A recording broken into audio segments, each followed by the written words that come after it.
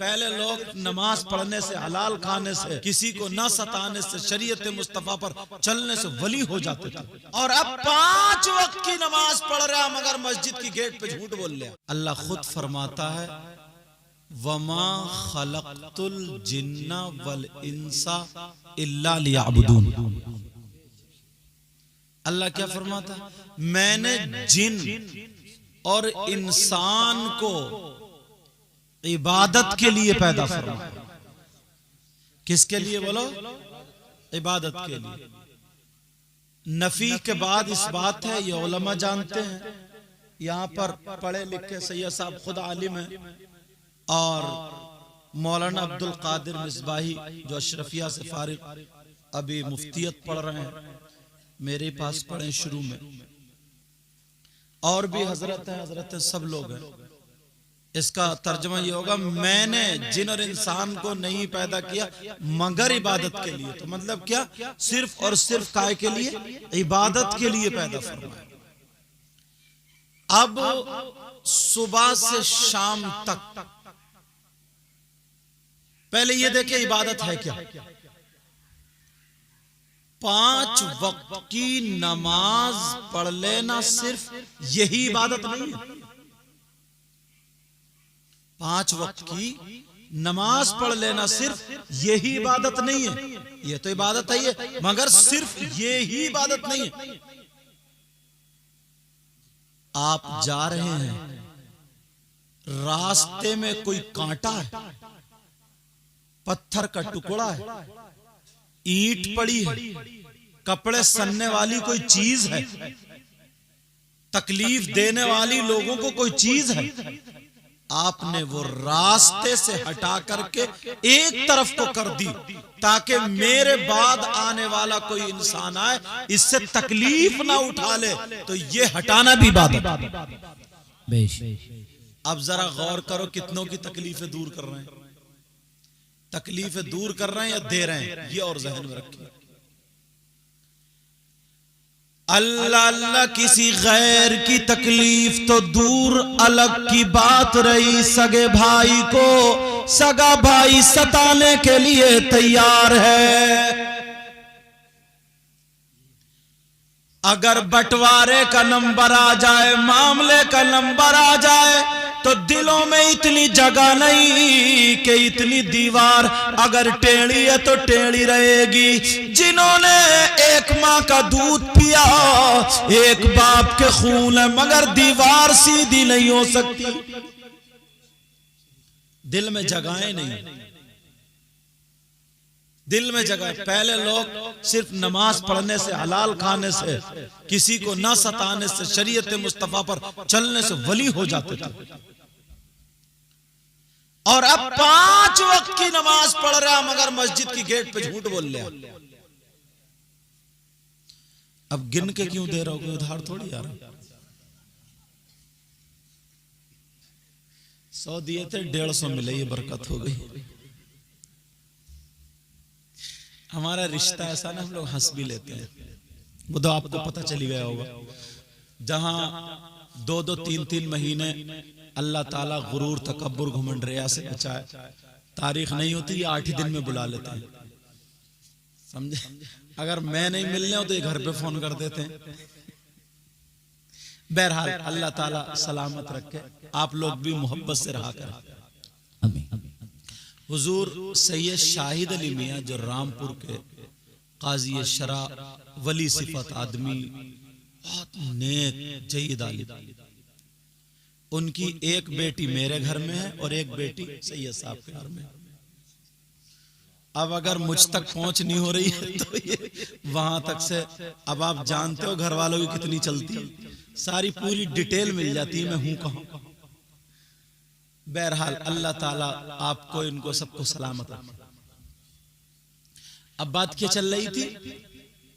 नमाज पढ़ेगा, ऐसा लगेगा बहुत अच्छा आदमी है, मगर गेट पे आते ही कच्ची फेंक जाएगा, गेट पे आते ही झूठ बोल जाएगा। इधर तो नमाज पढ़ी, इधर गेट पे झूठ। अच्छा, दूसरी नमाज पढ़ के दिल बिल्कुल साफ और शफाफ हो जाता है, और इसका अब तक नहीं हुआ, ऐठ हुआ ही चल लिया खानदान वालों से। नमाज में भी ये सोच रहा है कि फुला दो लोगों में बहुत बन रही है यार, उन्हें तुड़वाना कैसे चाहिए। अब ये नमाज होगी, तुम मुझे किसी और को या और को धोखा तो दे सकता कोई, मगर अल्लाह ताला को तो धोखा नहीं दे सकता ना, ये दे सकता है। अल्लाह ताला दिल के हालात जानता है। ऐसे ही एक आदमी था जिसकी आदत इधर उधर करना थी, वो इस चक्कर में रहता था एक के 5 बना लूं, एक के 5 बना लूं, कोई तरकीब हो, गला घोटना पड़े, कुछ भी करे। इत्तेफाक से वो थोड़ा पढ़ गया, पढ़ने के बाद इमाम हो गया, और इमाम भी हुआ वारी से पाक के इलाके में। कहां हुआ बोलो? अल्लाह अल्लाह, जब वो नमाज पढ़ा रहा, मुक्तदियों को पता नहीं, लेकिन वारी से पाक दिल के हालात जानते। अल्लाह वाले थे, अल्लाह का वली दिल के हालात जाना करता है। वो नियत बांधते थे और दिल में ख्याल रहता था, यार आज तो कुछ भी आमदनी नहीं हुई, किसे पकड़ूं, बाजार को चलूं या खेत में चलूं। वारी से पाक पहले दिन गए, और जैसे ही गए नियत बांधी, वो नियत बांध के खेत पे टहला था। वारी से पाक नियत तोड़ के चले आए, नियत तोड़ के चले आए, फिर गए नहीं नमाज पढ़ने। काफी दिन हो गए नमाज अपने वहीं पढ़ते थे। फिर कछौचा शरीफ के हुजूर अशरफी मियां पहुंचे। लोगों ने कहा वारिस पाक मस्जिद में नहीं आते, नमाज नहीं पढ़ते। अल्लाह अल्लाह, असर की नमाज सैयदजादे ने पढ़ाई। तुम लोग बहुत खुशकिस्मत हो, आले रसूल ने पढ़ाई, हुजूर अशरफी मियां ने पढ़ाई, तो किसी ने वारिस पाक को दावत नहीं दी। जब देखा तो वारिस पाक पीछे खड़े थे। वाह वाह। तो फिर कहा ये तो बताओ, आप नमाज पढ़ने आते नहीं थे? बोले आज। बोले क्या करूं, इमाम साहब तो ताकतवर हैं, जवान है, और मैं कमजोर हूं, ज़ईफ हूं, बूढ़ा आदमी हूं, इतना दौड़ नहीं सकता जी। तो बोले क्या मतलब? बोले इमाम साहब तो नियत बांध के अल्लाहू अकबर, कभी खेत पे तो कभी बाजार पे, और बोले मैं नियत बांध रहा हूं पीछे इस इमाम के। तो बोले मैं इतना कहां भागूंगा, इसलिए मैं उजरे में ही पढ़ लिया करता था। समझ में आ रही बात? अल्लाह अल्लाह, नमाज ऐसे पढ़ो, सल्ली का अल्लाह का तरा फ़इल्लम तकुल तरा फ़इन्नहु यरा। नमाज ऐसे पढ़ो जैसे तुम खुदा को देख रहे हो। अगर ये कैफियत पैदा ना हो सके तो इतना जरूर ख्याल रखना कि खुदा तुम्हें देख रहा है। अब राज इलाहाबादी क्या बोले, क्या बोले बता दूं? तेरे सजदों को भी मिल जाएगी मेराज वफा। पीछे वालों अब तो बोली दो। तेरे सजदों को भी मिल जाएगी मेराज वफा। कहिए या रसूल अल्लाह, तेरे सजदों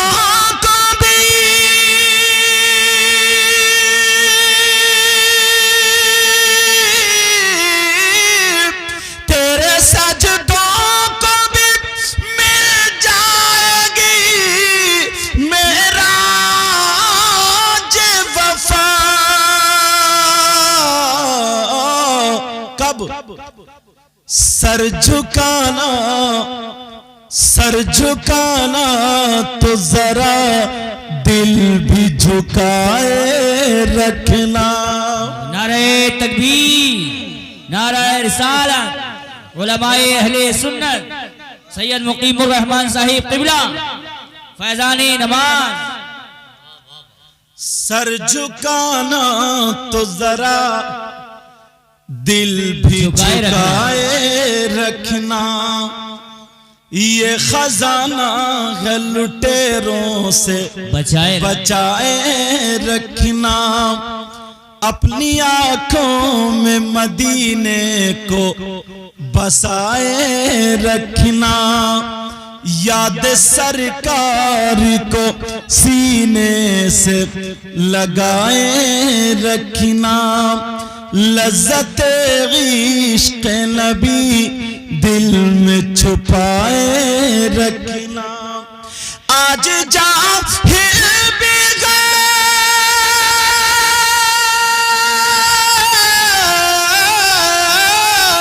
आज जाहिल भी गए, आज जाहिल भी आलिम का लिबादा ओढ़े,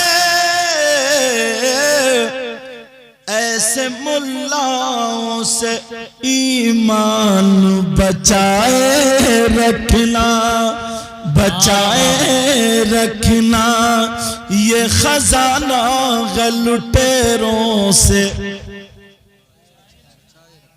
याद सरकार को सीने से, अपनी आंखों में मदीने को बसाए रखना, बसाए रखना, बसाए रखना। अल्लाह अल्लाह प्यारे जरा गौर करो। अल्लाह, रमजानुल मुबारक का महीना भी गुजरा। किसका महीना बोलो? रमजान शरीफ का। आप लोगों ने रोजे रखे ही होंगे और कुछ ने अंदर बैठ के खाया भी होगा। ऐसे भी हैं लोग। और बिरयानी की दुकान वाले तो अब तो पर्दा डालने लगे बिरयानी, ताकि जितने चोर डकैत हैं वो अंदर आके, बड़ी सपोर्ट चल रही है, अंदर आके बेहतरीन बोटियों से लगा के देता।